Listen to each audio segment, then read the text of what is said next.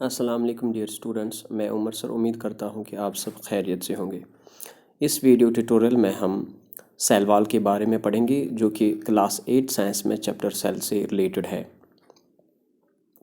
अभी तक जितने भी हमने सेल के पार्ट्स पढ़े, जैसे सेल मेम्ब्रेन या जिसको हम प्लाज्मा मेम्ब्रेन कहते हैं, साइटोप्लाज्म और न्यूक्लियस, और उसके रिलेटेड जितनी भी टर्मिनोलॉजीज़ है वो सब हमने अभी तक जो है पढ़ी है। अब हम सेल वॉल के बारे में थोड़ा डिस्कस करने जा रहे हैं। सेल वॉल को सबसे पहले डिस्कवर किया था रॉबर्ट हुक ने। जब रॉबर्ट हुक ने सबसे पहली स्लाइस ऑफ कॉर्क को लिया और उसके बाद अपने सेल्फ डिज़ाइंड माइक्रोस्कोप में उन्होंने एग्जामाइन किया, फिर उन्होंने वहाँ क्या देखा कि वो जो स्लाइस ऑफ कॉर्क है उसके अंदर उन्होंने कुछ एम्प्टी स्पेसेस देखे, और वो एम्प्टी स्पेसेस को सराउंड किया था एक लेयर ने जो वॉल जैसा था, और उन्होंने उसको नाम दिया बाद में सेल वॉल। और ये रॉबर्ट हुक ने 1665 में किया था। तो सेल वॉल भी इसी तरह सेल का एक पार्ट है, जिस तरह सेल मेम्ब्रेन है या साइटोप्लाज्म है या न्यूक्लियस है, लेकिन ये सेल वॉल जो है ये सिर्फ प्लांट सेल्स में प्रेजेंट होता है। अब हम किस तरह से सेल वॉल को डिफाइन कर सकते हैं? ये सेल का आउटर मोस्ट डेड और परमेएबल बाउंड्री होती है प्लांट सेल के अंदर, जिसको हम सेल वॉल कहते हैं। अच्छा, इससे पहले तो हमने पढ़ा था सेल मेम्ब्रेन, कि सेल मेम्ब्रेन भी एक जो है आउटर कवरिंग होती है जो कि thin sheet of skin like होता है। तो फिर ये सेल वॉल जो है इसकी क्या फंक्शन है? अगर आउटर कवरिंग सेल मेम्ब्रेन है तो फिर हम यहाँ पे ये कहते हैं कि सेल वॉल भी आउटर मोस्ट कवरिंग है। तो फिर इन दोनों में फ़र्क क्या है? फ़र्क ये है कि ये सेल वॉल सिर्फ प्लांट्स के अंदर प्रेजेंट होता है। प्लांट्स के अंदर क्यों प्रेजेंट होता है? क्योंकि प्लांट्स जो है वो एक जगह से दूसरी जगह मूव नहीं कर सकते हैं, तो उनको और ज़्यादा सपोर्ट की ज़रूरत है, उनको और ज़्यादा प्रोटेक्शन की ज़रूरत है। तो इसके लिए उनको सेल वॉल और ज़्यादा प्रोटेक्शन प्रोवाइड करता है और ज़्यादा सपोर्ट प्रोवाइड करता है। यानी कि हम ये कह सकते हैं कि cell wall provides sufficient strength to the plant cell. अच्छा, सेल वॉल जो है मैंने आपको बोला कि ये एनिमल सेल में प्रेजेंट नहीं होता है, ये सिर्फ प्लांट सेल में प्रेजेंट होता है। अच्छा, ये सेल वॉल किसका बना है? It is made of cellulose, hemicellulose, pectin and proteins. ये जो सेल वॉल है एक सेलुलोज का बना होता है, हेमिसेलुलोज का बना होता है, पैक्टिन का बना होता है और प्रोटीन्स का बना होता है। ये सारी चीज़ें मैंने आपको पहली ही क्लास में डिस्कस करके रखी है। अच्छा, इसका साइज़ जो है, इसका थिकनेस सेल वॉल का, इसकी थिकनेस वेरी करती है डिफरेंट सेल्स में। कुछ सेल्स में कम थिकनेस होती है, कुछ सेल्स में ज़्यादा होती है। और इसी तरह से जो है ये सेल वॉल जो है ये इसकी बहुत सारी फंक्शंस है जो कि हम यहाँ डिस्कस करेंगे। मैंने आपको बोला है कि ये सेल वॉल जो है सिर्फ प्लांट्स के अंदर प्रेजेंट होता है।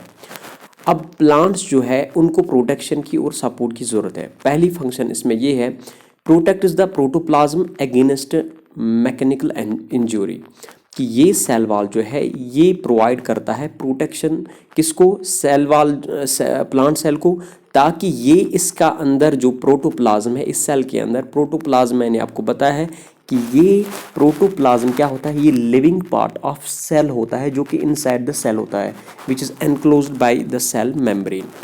तो इसको जो है ये सेल वॉल प्रोटेक्ट करता है इस प्रोटोप्लाज्म को अगेंस्ट मैकेनिज्म, ताकि बाहर से कोई इंजरी होने का कोई खतरा हो तो उससे ये बचाता है इसको। Protect is the cell from attack of pathogens. हो सकता है कि सेल को बाहर से पैथोजेंस अटैक करे, फिर वहाँ डिजीज़ काज कर सके, तो उससे सेल वॉल उसको जो है बचाता है। तीसरा point, provide shape to the cell, कि जितना भी सारा जो प्लांट सेल का अंदर ऑर्गेनेलीज है या इसके अंदर जो प्रोटोप्लाज्म है वो सबको एनक्लोज करके रखा है ये सेल वॉल, जिस तरह से ये प्लांट सेल को शेप प्रोवाइड करता है। Number 4, counteracts osmotic pressure inside the cell, कि मैंने आपको समझाया था ऑस्मोसिस के बारे में कि सेल के अंदर एक्स ऑस्मोसिस भी होती है और एंड ऑस्मोसिस भी होती है। तो इस एक्स ऑस्मोसिस और एंड ऑस्मोसिस की वजह से सेल के अंदर प्रेशर वेरी हो जाता है, कभी प्रेशर ज़्यादा होता है, कभी प्रेशर कम होता है। तो इसको मेंटेन करने के लिए जो है सेल वॉल का फंक्शन होता है कि इसको अगर प्रेशर ज़्यादा बढ़ता है तो हो सकता है कि सेल बर्स्ट हो जाए, तो अगर जो है बर्स्ट होने से ये सेल वॉल जो है इसको बचाता है। It also provides protection against external environment conditions like high speed winds, variation in temperature and atmospheric pressure etc. जैसे कि मैंने आपको बोला है कि प्लांट्स जो है ये एक जगह से दूसरी जगह मूव नहीं कर सकते हैं, तो उसकी वजह से जो क्या है कि जो एक्सटर्नल एनवायरमेंटल कंडीशंस होती रहती है, तो प्लांट्स को उससे प्रोटेक्शन के लिए सेल वॉल की ज़रूरत पड़ती है कि ये इसको हाई स्पीड विंड से बचाए, कि टेम्परेचर में वेरिएशन आएगी, कभी ज़्यादा कोल्डनेस होगी, कभी ज़्यादा हॉटनेस होगी, तो उससे ये सेल वॉल इसको जो है प्रोटेक्शन करता है। और कभी कभार एटमॉस्फेरिक प्रेशर, बाहर से कोई प्रेशर आया, एयर रेजिस्टेंस हो या नेचुरल डिज़ास्टर्स होते हैं, फ्लड्स है या कभी अर्थक्वेक आया, या कभी कभार जो है हम कहते हैं ये जो प्लांट जो है इसके ऊपर एक फोर्स, जो ग्रेविटेशनल फोर्स लगता है, तो उससे भी जो है ये सेल वॉल इसको प्रोटेक्शन देता है ताकि इससे इसके ऊपर कोई खतरा ना हो। अच्छा, इस सेल वॉल को हम जो है 3 लेयर्स में जो डिफ्रेंशिएट करते हैं कि ये सेल वॉल 3 लेयर्स का बना हुआ होता है। सबसे पहला प्राइमरी वॉल, इसके बाद सेकेंडरी वॉल और इसके बाद टेरिशरी वॉल। ये तीनों लेयर हम 1 बाय 1 डिस्कस करेंगे।